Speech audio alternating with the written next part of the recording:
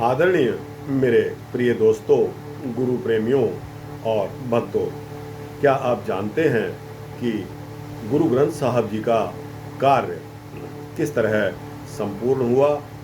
आइए मैं आपको बताता हूँ। दोस्तों, 16 अगस्त 1604 का पवित्र दिन था।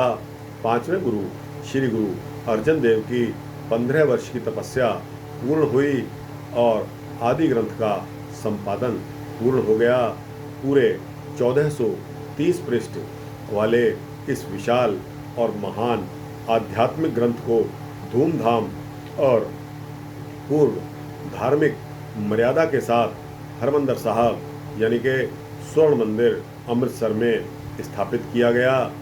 सामान्यतः सिख शब्दावली में जिसे प्रकाश करना कहते हैं कि सभी तैयारियां पूरी कर ली गई।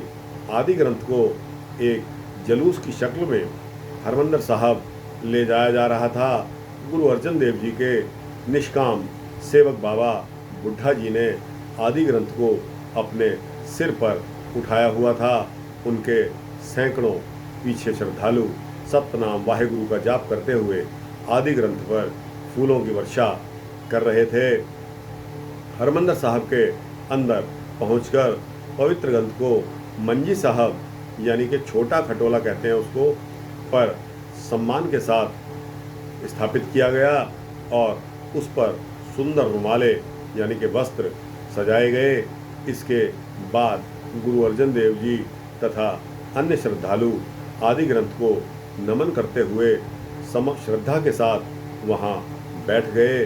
गुरु अर्जन देव जी ने बाबा बुड्ढा जी को इसका आदि ग्रंथी यानी कि इसमें से हुक्मनामा पवित्र ग्रंथ में से एक पद्य पढ़ने को कहते हैं, लेने के लिए कहा।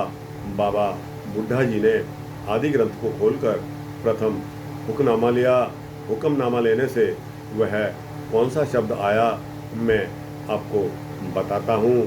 संता के कारज आप खलोया, हर कम करावण आया राम। अर्थात इस प्रकार आदि ग्रंथ का हरमंदिर साहब में धार्मिक मर्यादा के साथ प्रथम प्रकाश हुआ। बाबा बुड्ढा जी को गुरु अर्जन देव जी ने ग्रंथ साहब का पहला ग्रंथी नियुक्त किया। आदि ग्रंथ को गुरु अर्जन देव जी हमेशा ऊंचे आसन पर सुशोभित करते और स्वयं नीचे जमीन पर बैठते थे और सोते थे। इतना अधिक सम्मान देते थे वे इस पवित्र ग्रंथ को। भारत में ऋषियों मुनियों और तपस्वियों की जो धरती है, यहाँ वेद, गीता, रामचरितमानस जैसे कई धार्मिक ग्रंथों की रचना की गई है।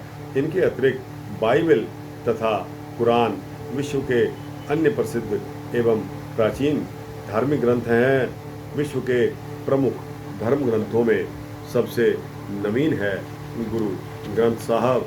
दोस्तों, गुरु ग्रंथ साहब की रचना जो की गई थी, न केवल आकार के लिहाज से बल्कि सामग्री के लिहाज से भी यह एक लासानी ग्रंथ है, जिसमें ईश्वर और मोक्ष के अलावा जीवन के हर पहलू के बारे में व्यक्ति को मार्गदर्शन मिलता है।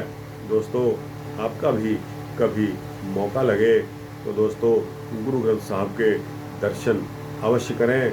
और दोस्तों, अगर आपके मन में कोई प्रश्न है तो श्रद्धा के साथ गुरुद्वारे जाकर माथा टेककर वहाँ होने वाले कीर्तन और अरदास के पश्चात जो हुक्मनामा लिया जाता है वह 10-5 मिनट का ही होता है। अतः उसमें हिस्सा लेकर आपके प्रश्न का उत्तर आ जाएगा। दोस्तों, यह है इस ग्रंथ की ग्रेटनेस, इस ग्रंथ की महत्ता। और दोस्तों, हर कोई गुरु ग्रंथ साहब को बहुत ही इज्जत सम्मान की दृष्टि से देखते हैं। तो दोस्तों, यह वृतांत यहाँ समाप्त होता है। आपको कैसा लगा? अच्छा लगा हो तो कृपया इसको लाइक और शेयर करते हुए अपने दोस्तों, जिज्ञासुओं, भक्तों को अवश्य भेजें। और दोस्तों, इस चैनल को सब्सक्राइब करेंगे तो आपको इसी तरह भक्ति वृतांत मिलते रहेंगे। वाहिगुरु जी का खालसा, वाहिगुरु जी की फतेह।